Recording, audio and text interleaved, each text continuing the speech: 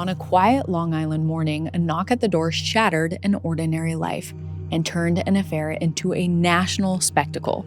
What followed would leave one woman fighting to survive, one woman facing prison, and a husband at the center of it all. But the question that still lingers is, was Amy Fisher a calculating femme fatale or a teenager groomed and pushed to the breaking point? Hi, I'm Katie Ring, and welcome to Night Watch. Make sure to hit subscribe. In the spring of 1992, 37-year-old Mary Jo Buttafuoco was living what appeared to be a stable suburban life in Massapequa, New York. She was a wife, a mother, and a part-time clerical worker, married to Joey Buttafuoco, the owner of an auto body shop in Long Island. They lived with their two children, a 9-year-old daughter named Jessie and a 12-year-old son named Paul, in a quiet neighborhood where routines were predictable and neighbors were friendly. From the outside, there was little to suggest that the Buttafuoco household was on the verge of becoming the center of one of the most notorious scandals of the decade. But this story began months earlier, far from Mary Jo's view. In late 1991, Joey Buttafuoco met Amy Fisher, a 16-year-old high school student, after she brought her car to his auto body shop. According to later court records and reporting, the two began a sexual relationship that continued for months. However, considering Amy was a minor and Joey was a married man in his 30s, let's call it what it is: statutory SA. The relationship was hidden from Mary Jo, but it became emotionally consuming for Amy, who believed Joey would leave his wife and start a new life with her. By early 1992, the imbalance of that relationship had begun to surface in volatile ways. Amy, now 17, claimed that Joey, who was 38 at the time, repeatedly promised he would leave his family, only for him to delay on his word. Their affair became increasingly strained, marked by jealousy, anger, and desperation. Multiple sources claim that Amy was convinced there was one thing standing between her and the life Joey had promised her, and that was Mary Jo.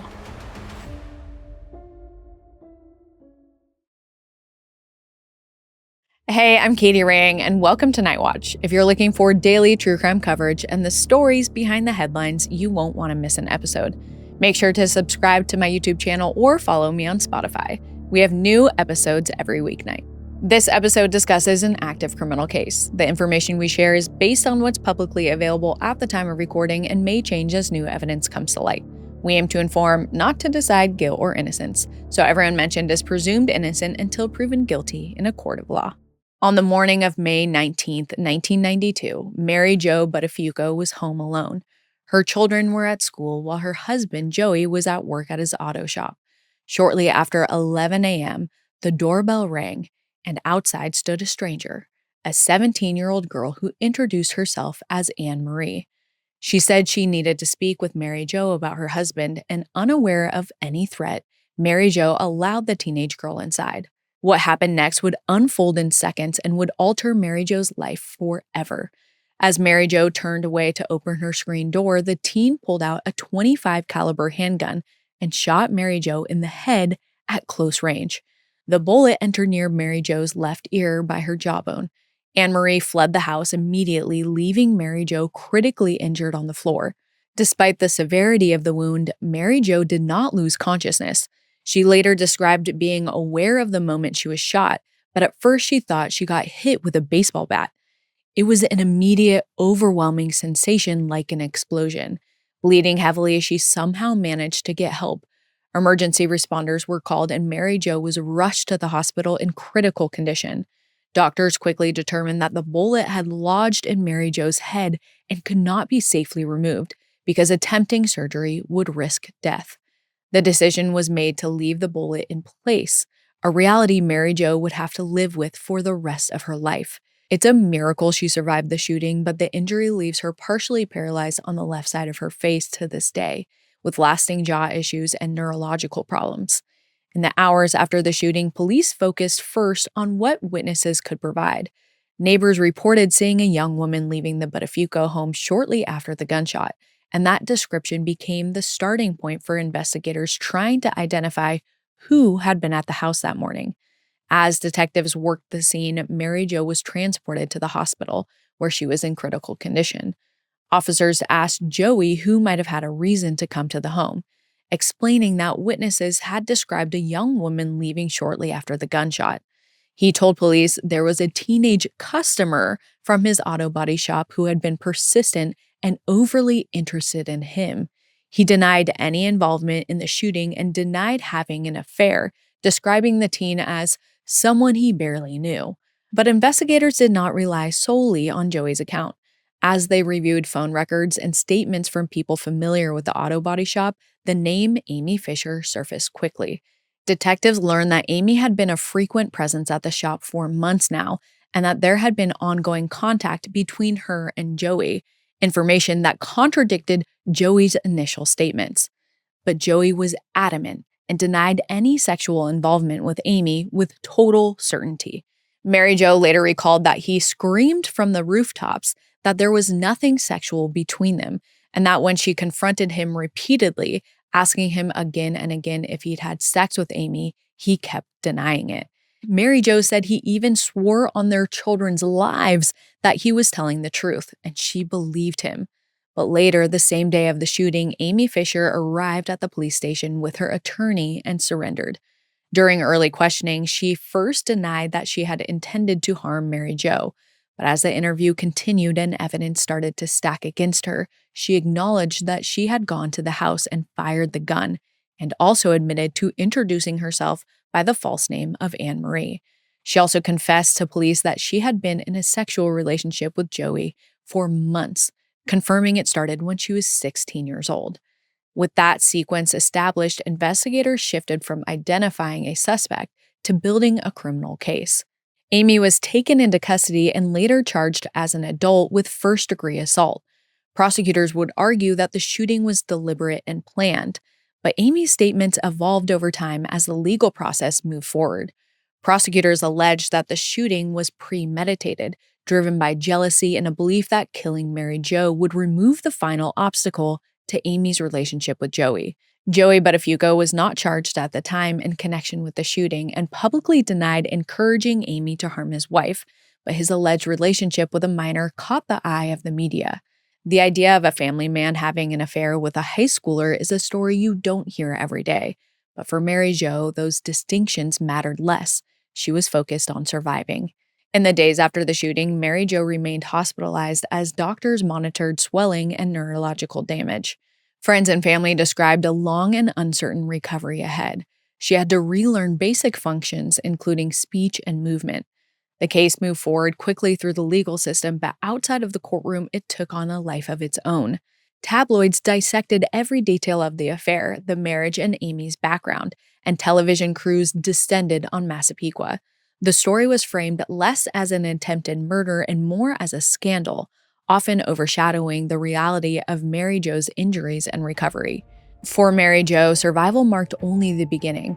As the criminal case against Amy Fisher advanced, Mary Jo was busy preparing for a future shaped by trauma, disability, and public scrutiny she never asked for.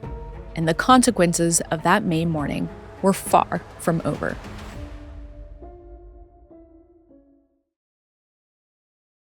As Mary Jo Buttafuoco began the slow and uncertain process of recovery, the criminal case moved forward quickly, fueled by intense public interest and relentless media coverage.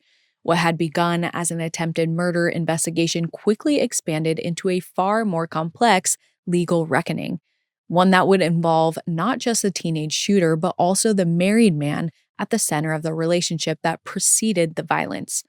Over time, the coverage increasingly centered on Amy Fisher and Joey Buttafuoco, while Mary Jo, the person left critically injured, was often treated like a secondary figure in the story.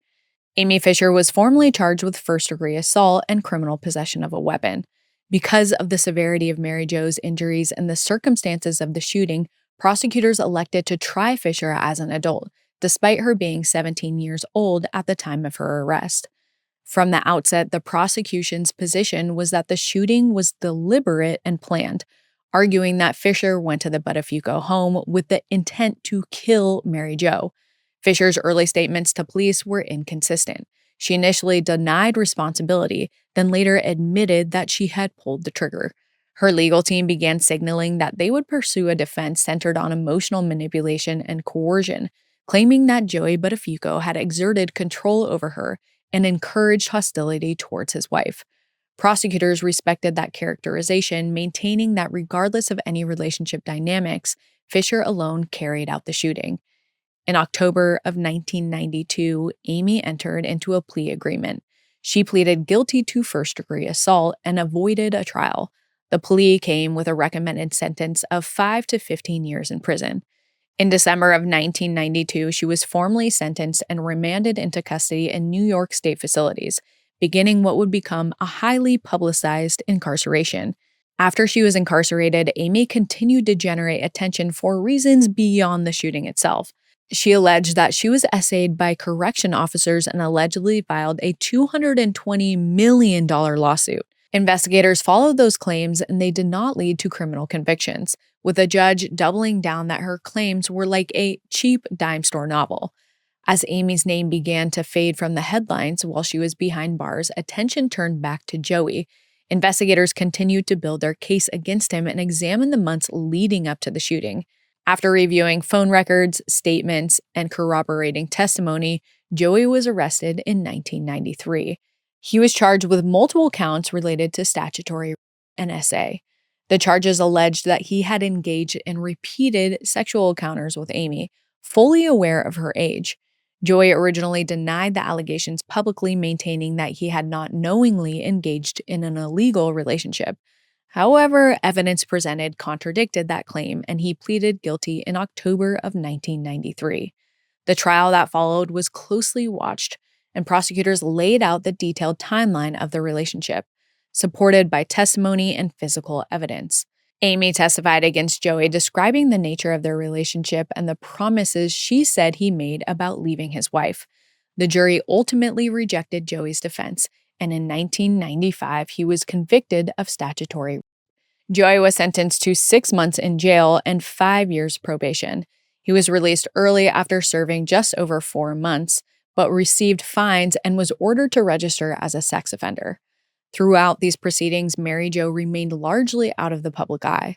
On top of an ongoing and difficult recovery, she was focused on providing stability for her children, especially once Joey went to jail. Mary Jo later described the physical recovery as only part of the struggle. There was a huge emotional toll and relentless press coverage. Everyone knew her name, her husband's name, and the name of the woman who attempted to kill her. Headlines often focused on Amy Fisher's appearance, age, and notoriety, while the real victim, Mary Jo, was reduced to a supporting figure in her own story. The nickname Long Island Lolita assigned to Amy by the media became shorthand for the case, almost belittling and overshadowing the reality that Mary Jo had survived an attempted murder and was living with permanent injuries. By the mid-1990s, the public fascination surrounding this scandal had not faded. Made-for-TV movies, books, and talk show segments focused largely on Amy and Joey, reframing it as a scandal rather than a crime.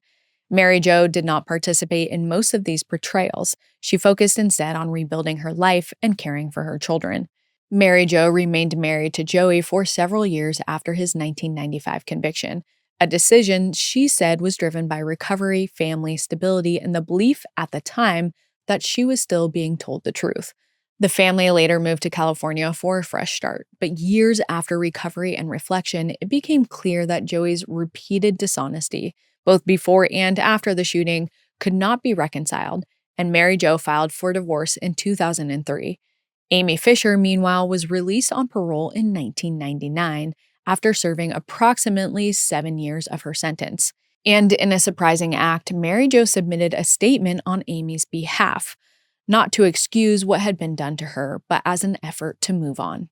The decision was later cited as one factor among many considered by the parole board.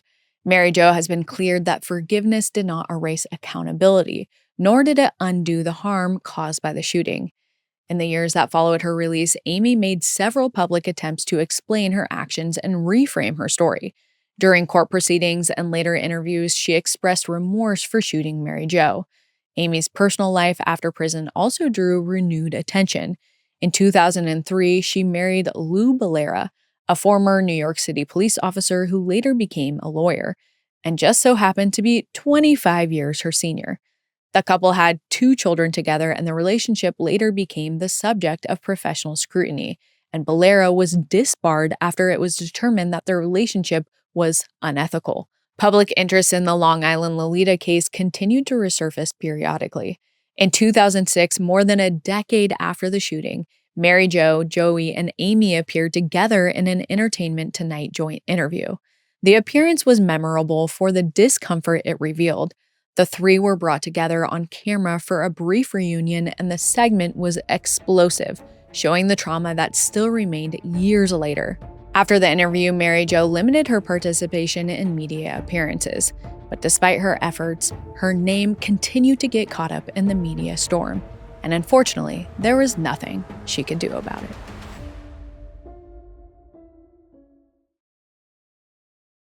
As Mary Jo Buttafuoco tried to move on, lay low, and protect her peace, the exact opposite happened.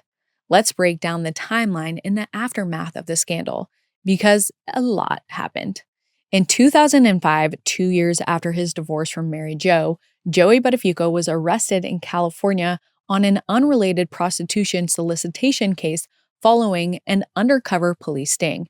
He later pleaded no contest and received probation. The arrest had no connection to the Amy Fisher case, but it added to a pattern of conduct that Mary Jo has said ultimately confirmed she had made the right decision to leave the marriage. In 2006, after Mary Jo, Amy, and Joey's messy Entertainment Tonight interview, Amy and Joey briefly reunited for a public appearance at an event, but for nothing more than publicity and attention. Then, in 2007, Amy and her husband Lou had separated but remained legally married. In August of that same year, a sex tape featuring Amy and Lou was released publicly by Lou himself. The release drew widespread media attention and directly led to Amy having a brief stint in the adult film industry for a few years. Amy later acknowledged that the decision was driven in part by financial pressures and lingering notoriety tied to her name. Around the same time period where Amy was making headlines for several reasons, she publicly claimed that she and Joey Buttafuoco were romantically involved again. She described the relationship this time around as genuine and in joint interviews said that they were in love. In one interview, they even shared a kiss and are seen cuddling. But now, Joey has denied those claims, stating that any interaction between them had been exaggerated or motivated by publicity. For Mary Jo, the years after the divorce were marked by rebuilding. In 2012, 20 years after the shooting, she remarried a print shop owner named Stu Tendler, and the couple ran a small business that designed party posters. They worked hard to create stability and new memories, away from the notoriety that had defined much of Mary Jo's adult life. Unfortunately, in 2018, Stu passed away at the age of 60 from cancer. As Mary Jo continued to heal, the trauma of the scandal continued to ripple through her family. Her daughter Jessie has spoken publicly about struggling in adolescence, describing periods of acting out, doing drugs, and struggles with alcoholism that she later connected to the trauma surrounding her mother's injury and the relentless media attention that followed her family. Her relationship with her dad is strained to this day. Mary Jo has acknowledged those struggles, emphasizing how difficult it was to protect her children while navigating her own recovery. Physically, Mary Jo continued to live with permanent injuries. The bullet lodged in her head remained in place for being too dangerous to remove. She still experiences lasting neurological damage, partial paralysis, and hearing loss.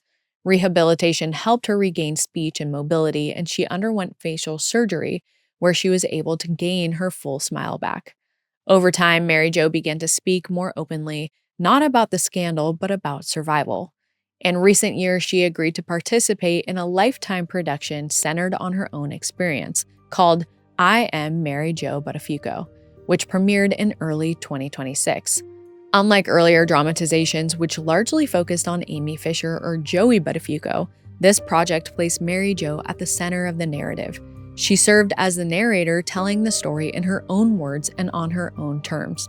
For Mary Jo, the decision marked a reclaiming of a story that had long been told without her voice.